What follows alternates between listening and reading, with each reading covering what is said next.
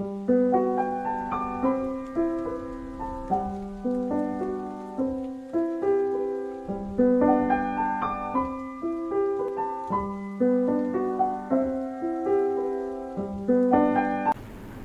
Hind all of you. I am Rajiv Singh. I am working as an assistant professor in Department of Computer Science and Engineering in Ajay Kumar Garg Engineering College, Ghaziabad. Friends, today I am going to discuss about the discrete structure and theory of logic. The code is KCS 303, and today I am going to discuss about the various techniques and application why this subject is actually used. So this subject is basically used in various applications. The application that I am going to discuss is, first application is the cryptography and network security. Second application is in networking. The application, this subject can be applied. This subject can be also be applied in various techniques of machine learning. So it means this subject is basic mathematics for all maximum the computer science things. And in this I am going now the next topic that I am going to discuss is the set theory. Set theory. What is set theory? Set theory is nothing but the collection of distinct object, or we can say it is the collection of object of same types. The object of same types means the collection of, you can say the collection of animals, collection of fishes, or you can say the collection of teachers, collection of students. Means if we have the collection of same types, then it is called as the set. If we have in this collection we have the things are mixed, let's say I am saying the collection of teachers. In that collection of teachers, yeah, if I am mixing the some students with the as well as with some lab assistants also I will mix, then it will not be a set theory. But similarly, if I will tell like collection of students, and in that collection if I will mix the teachers, then again it will not be a set. It means set is nothing but the well defined collection of distinct object. Here I am showing some example. Examples are, in example A, the apple, pear, grapes. It is a collection of fruits, collection of numbers. Now in third we can see that it is the collection of alphabet and the number. So it is not a set actually. Here in the second, in fourth one we can see that it is collection of paired objects. So paired object is also one kind of collection, so it is valid here. So next is also collection of some pair of three. It will also be a set. So this is the definition of set theory, means a collection of anything that is meaningful. Members and the equality of the sets. Two objects that make up a set are called members or element of the set. Two sets are equal if they have same elements. That is, set is completely determined by its members. The order and repetition do not matter in the set. For example, let's suppose I am taking one set A, and in that I am taking one set A, and in that set I am taking 1, 2, 3, 4. These are the 4 elements of the set. These 4 are called as the elements of the set, or we can say another term for it, the members of the set also. So this is one set, and here similarly I will take one more set, that is, let's say I am taking B. B is also having the elements like, but the order is a bit different. Someone may think that it is not this may not be equal to the A, but in actual practice the set, here we can write set A equal to set B. Sorry, we can write A equal to B here. Why it is equal? Because the elements or content of two sets are equal. So order doesn't matter in this. Next, set notation. So however, I have already given the example of set theory, but the proper notation will be there for the set. In the notation of sets, the curly set will always start and ends with the curly braces, it will describe a set. Actually, each member of the element is separated by comma. Means if you want to separate the elements, we need to put the comma here. In the example of fruits, we have seen that the this is the set of the fruits. It is separated by comma, apple, pear and grape. S is a set. Member of set are these apple, pear and grapes. The order and repetition doesn't matter. If I will write, if I will change the order, then also it will be the same set. Means if I can write S in the by changing the order. Like I can write grape, pear and apple. Similarly, in the third point, we can see that the three sets are given: 139, 913 and this 1139. So in all three we can see that the elements are same. In the first element is 139, second element is 931, only the order is different, and in the third one the numbers are repeated. It means if any set the numbers are repeated, generally we are not writing it in the repeated form, we are writing it in the single form. If number of times it is repeating, then it will not be a set. So it is actually the proper notation of the set. So it means here in these three examples we can say that all three sets are equivalent. Actually, membership symbol and the empty set. So this is very important term related to the set theory. Membership symbol is this belongs to symbol. This symbol is called as the belongs to symbol, and this is called this symbol is used for the null set or empty set. The fact that X is a member of S can be expressed as X belongs to S, meaning is this small x will be the member of S. How it is reads actually, X is in S, or X is a member of S, or X belongs to S. Generally we are using the third term, X belongs to S, means X is contained by the S. So here one example, this is very simple terminology. In example we have seen that in S is containing 1, 2, 3, and here we can say 1, 2 and 3 all are the member of set only. So here we can see that 1 belongs to S, 2 belongs to S, and this 3 also belongs to S. The negation of belongs to can be written as does not belongs to, is not in, or we can say it as does not belongs to. An empty set, for example, in for this particular set S, if I want to write 4, does it 4 belongs to S? No, this 4 does not belongs to S. It means we can write it in this way, means 4 does not belongs to S. Similarly, the empty set is a set without any element.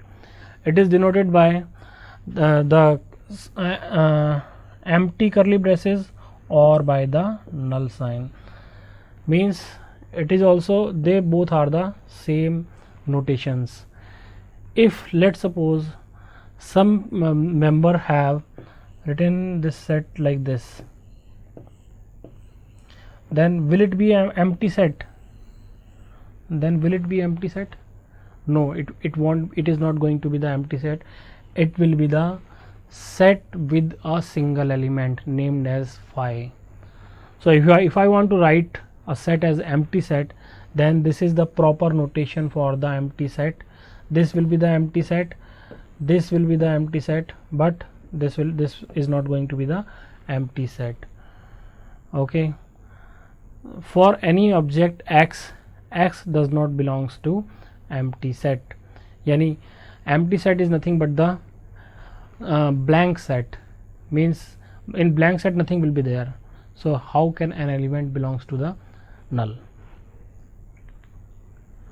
Defining a set by membership properties notation: S equal to X belongs to T such that it is following some property Px, or S is equal to X such that X belongs to T and with some property Px.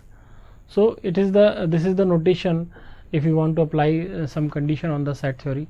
So here the members of the S are the members of already known set T. that satisfy property P. An example: Z is a set of integers.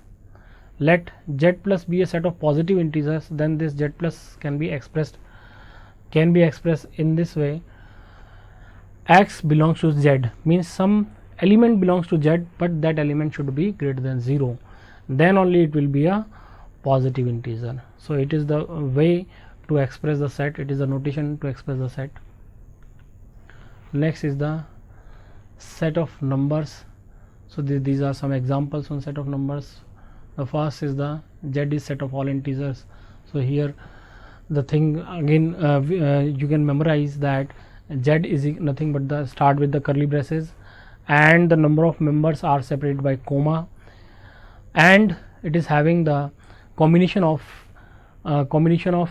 integers, and every integer is separated by comma and with the curly braces. Next, Z plus set of positive integer. Set of positive integer means the negative number would not be there. So Z plus can be written as 1, 2, 3. It is nothing but the basic terminology that we have used, I think, since class 7th itself. But again, it is a revision of the class 7th, I think. The next is the set of negative integers. Set of negative integer is nothing but the all negative numbers, combination of all negative integer numbers. So this is the example, and this can be expressed as X belongs to Z such that X is less than 0. It is the one of the notation for expressing this.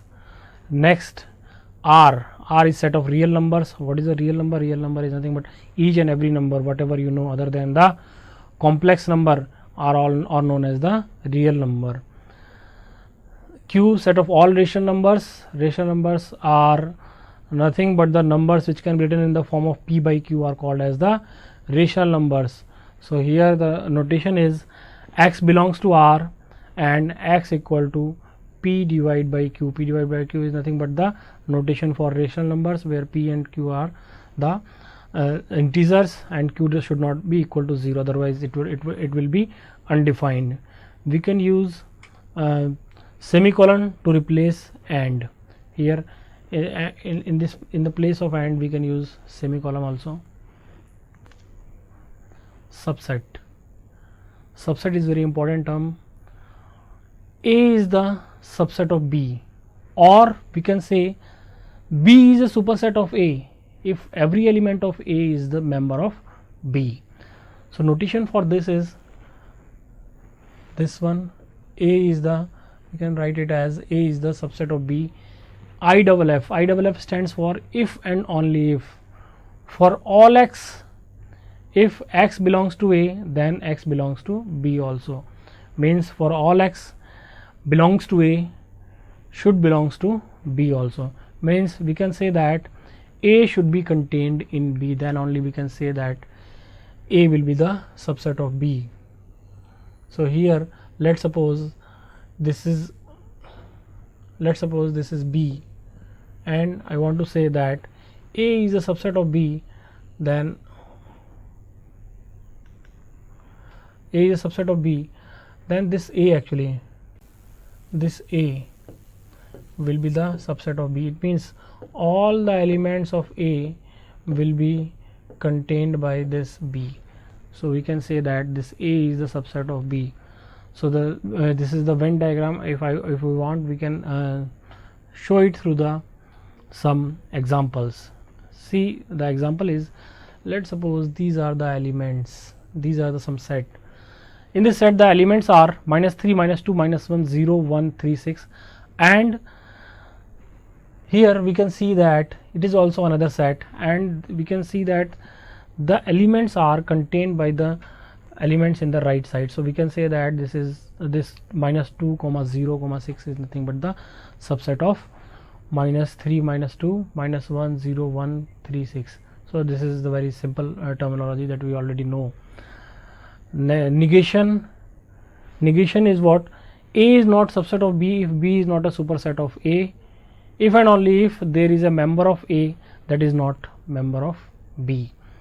And we can say that if any member is not contained by this, for the example in this particular case, if I will add something let's suppose if the example is minus 2 3 minus 2 minus 1 0 and 1 3 and 6.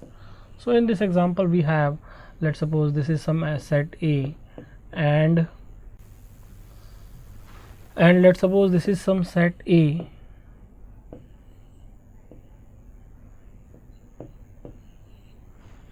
and I will take some set B.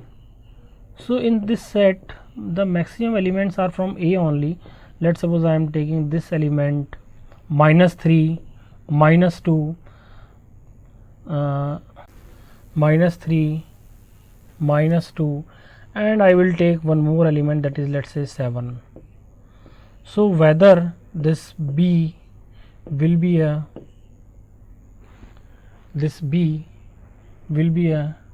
subset of A or not.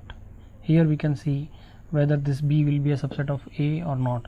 No, in this case B is not going to be a subset of A, because here we can see that the element 7 is not contained by A, so that's why it is not a subset of A.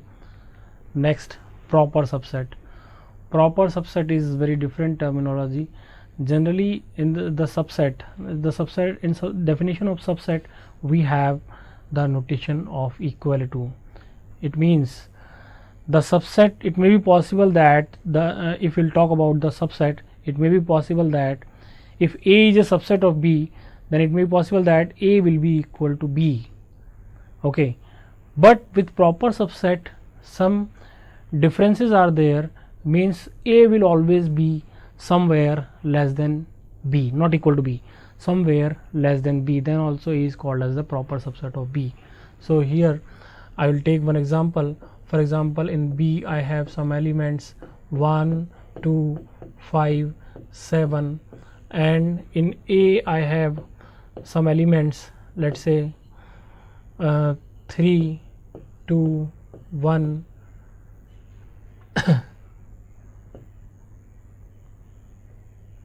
5. In C also one example I have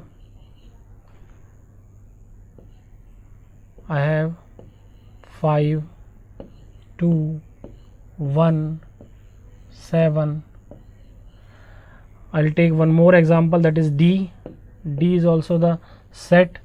Let's suppose in this set I have 2 5 7. So from these 4 examples we can see that I'll write the 4 options, 3 options also. Let's say A is a subset of B, this is A option. B will be the B option says that C is a subset of B, and C option says that D is a subset of B, and D option says that D is a proper subset of B. So which options are correct? I will analyze one by one. So in the first example we can see that A is a subset of B, whether it is possible or not. So A in A we can see that the 3 is there, but 3 is not there in the B, so it means it will not be the case, it will be nullified. In B option we can see that here it is writing C is a subset of B. C is almost containing all the elements similar to the B, just order is different, so it is correct. But yes, C is a subset of B.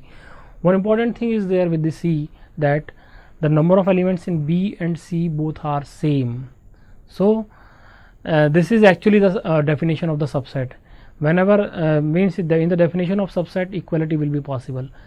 In third, we have seen that D is a subset of B. 2 5 7 is contained by B. Yes, okay, it is also correct. But what about this fourth one? D is a proper subset of B. Yes, it is also correct, because D is not equal to B, that's why D is a proper subset of B. It means we can say that D can be the subset also, or D can be proper subset also. Okay, but if we'll talk about the one more, if I will take one more option, that is E, E option, if I will take an in E option, I would like to write like C will be a proper subset of B.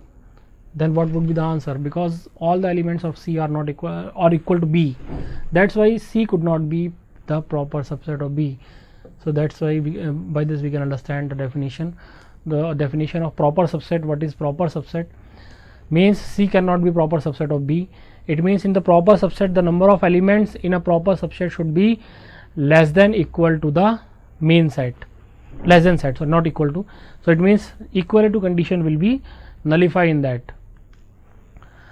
Now the next power set. Power set is also very important term. This term basically used in the machine learning whenever we are talking about the number of cases, then generally we'll talk about the power set. Okay, power here, but here the basic definition and basic terminology related to the power set we'll learn. So power set is nothing but the set of all subset of set is called the power set of any set. Power set of S is denoted by PS.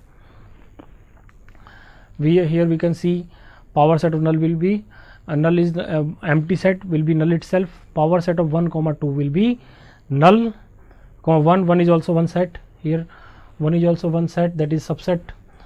2 is also one subset of P. 1 2 is also one subset of P, and if I will take all the combination, then it will become a power set. This is also example, same example. So what would be the power set of this P1 comma 2 comma 3 here? So again I will take all the combination, means combination of the means if I would like to write, then answer will be null. Combination of one element 1 2, combination of two elements, if I will take two elements 1 2 2 3,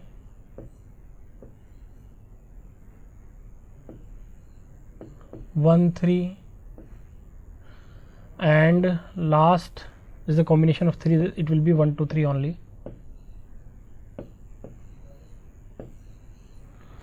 So this is actually the answer of this particular question. So in this answer we can say that the number of elements are 1 2 3 4 5 6 7 8. So number of elements are 8. So what is the logic behind it? Here when I have the number of elements 2, the total number of elements in the power set was 4. When I have number of elements 3, the total number of element in the power set was 8. So there is a mathematical formula that we already know. It is nothing but the first I will take the element with 0 elements, means NC0, then all combination with one element NC1 plus all combination with two elements. Similarly keep on going, and at last I will come to the result all combination with n elements. If I will sum all these, then it will be nothing but the 2 to the power n, that we already know about it. So if I will add all this, it will be equal to the 2 to the power n. That's why here whenever I have two elements, the elements are 2 to the power 2, it means 4. Here in this, when I have 3 elements, the elements are 2 to the power 3, it means equal to 8. So this is the answer. How many elements does the power set S have? So this is the derivation also. Now Venn diagram is nothing but the graphical representation or visualized representation of some set is called as the Venn diagram. Generally the sets are represented by the circle inside the rectangle, and this rectangle is basically nothing but the universal set. So the set operations are very simple. A and B with the set of some universal set, the following set operation create new set from A and B. First, union of two set A means will be A union B equal to X belongs to the A or B. Whenever we are talking about the union, we'll always take either A or B. Similarly, I have intersection.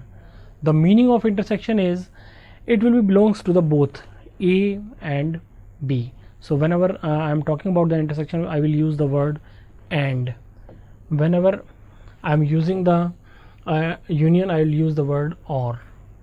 Similarly, the difference A minus B will be X belongs to U, X belongs to A but does not belongs to B. It is also one of the notation. Similarly, the complement is nothing but whenever some set is subtracted from the universal set, then the remaining set will be the complement. So these are the examples by using the Venn diagram.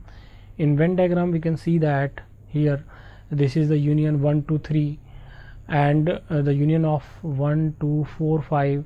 The answer will be this one here. One we can see that this 1 and 2 are common, that's why it is coming in this circle, and again 3 4 5 are not common, that's why they are separated.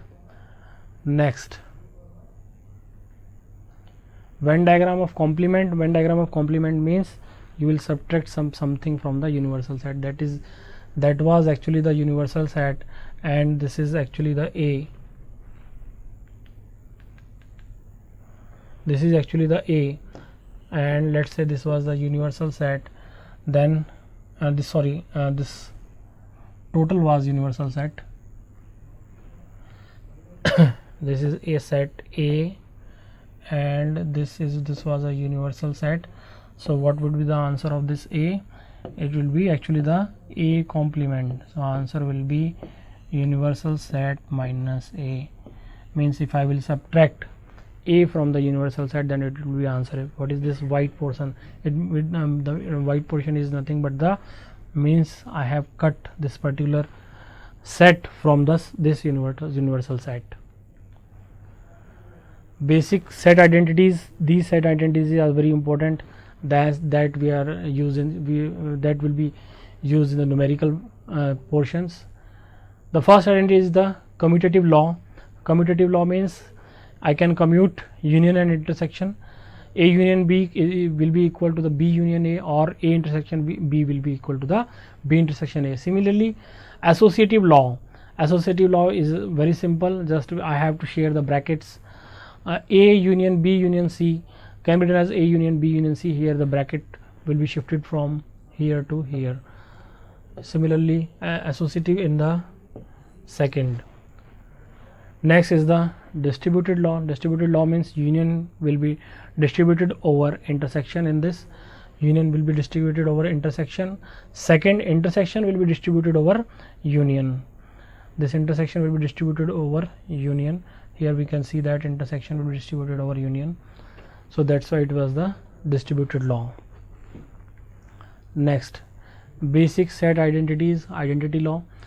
Identity law, this is very famous law. If I will take the union with the null set, answer will be A itself. A intersection union. A intersection union will always be A, because A will be the common part in that. Next, the double complement. If I will take the complement of complement, this principle is actually very important. Not only this principle will not only come into this set theory only, it will come in the Boolean algebra also, and it will come onto the group theory also. Whenever we will come to the group theory, then again we will discuss this complement property. Complement of complement. Meaning of complement is the same set itself. So A complement of complement will be A. Next is the idempotent law. This law is also used in the Boolean algebra. A union A will be A, and A intersection A will be A. De Morgan's, it is also one of the famous law. De Morgan's law. A union B intersection will be A union B complement will be A complement intersection B. Similarly, A intersection B complement will be A complement union B complement. Next, other identities are the same identity is used in the Boolean algebra also. A union A intersection B, it means absorption law. Here we can see that this A intersection B actually absorbed by the A, that's why the answer will be A. And in the second point, in this one, here we can see that this A union B is absorbed by A. it will be absorbed only when here the signs are different, then only it will work. So this is the absorption law. Complement law, already we have discussed. The complement of union will be null set and complement of null set will be union. Set difference, this set difference can also be written as like this. Sometimes the proof of this particular portion may come. Set difference law. Universal bond law is nothing but the A union universal set equal to the universal set, and A intersection null will be the null set itself. So this is the these were the basic set identities. Now we'll come to some numerical portion over it. In a college, this numerical portion, however, is very simple numerical we have. In a college, 200 students are randomly selected. 200 students are randomly selected. 140 likes tea, 120 likes coffee, and 80 likes both tea and coffee. So this was the simple question. In this question we can see that initially I have 200 students with me, so it means in the universal set I have initially the 200 students, and here 140 like tea. So this is the this is for 140 students, this is for tea actually, basically tea, and 120 like coffee. I know that tea is liked by the 140 and coffee is liked by the 120 students, and 80 like both. I'll use it actually, this common portion 80 is liked by both. Okay, and tea and coffee is liked by both. So I know that in tea I have total 140. Okay, it means the only tea will be 60, means 60 plus 80 will be 140. Similarly, coffee is liked by 120, means if I want to find this particular portion for coffee is liked by 120, it means if I will add this 80 plus 40, it will be 120. So that means the maximum number of questions are solved by this particular terminology only. If I want to find this particular portion, if I want to find the union, so if the union will be T union C will be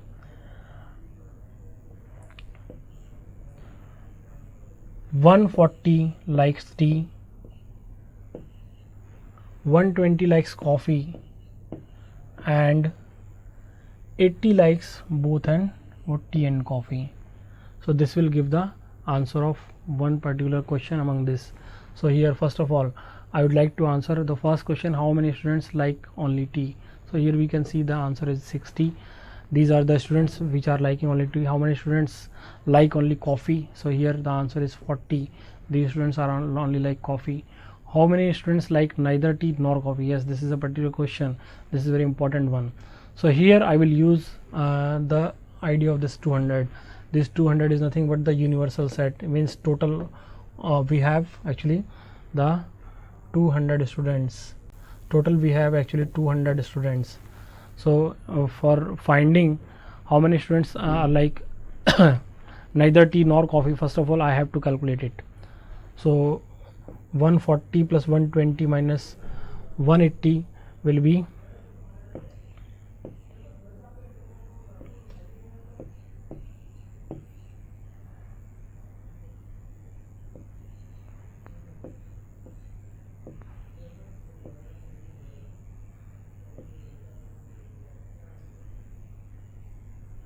it will be 180, and it means the 180 are the students which are at least like tea and coffee. So if I want to find how many students are there which are neither like tea nor coffee, so for the answering of this particular question I will use the 200, means this total are the 200. If I will subtract 180 from the 200, 180 from 200, the answer will be 20. It means that there are 20 students which are neither like tea nor coffee. How many students like only one of tea or coffee? Okay, this is answer. How many like only one of tea or coffee? How many students like at least one of the beverages? So for this also the similar answer will be there. For at least or one of 180 will be the answer. So these are the generally the questions which are coming in the university exams. Similarly, the same kind of questions has come in the 3 variables also. For 3 variable, first of all you should know the formula. If I will talk about the 3 variables, then the formula is, if I want to calculate A union B union C, the formula is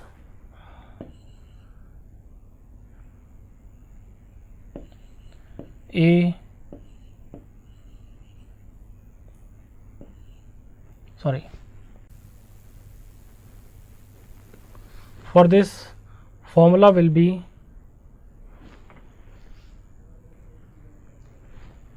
A union B union C. For this formula will be number of A's PA plus PB plus PC minus A intersection B minus B intersection C minus C intersection A plus A intersection B intersection C.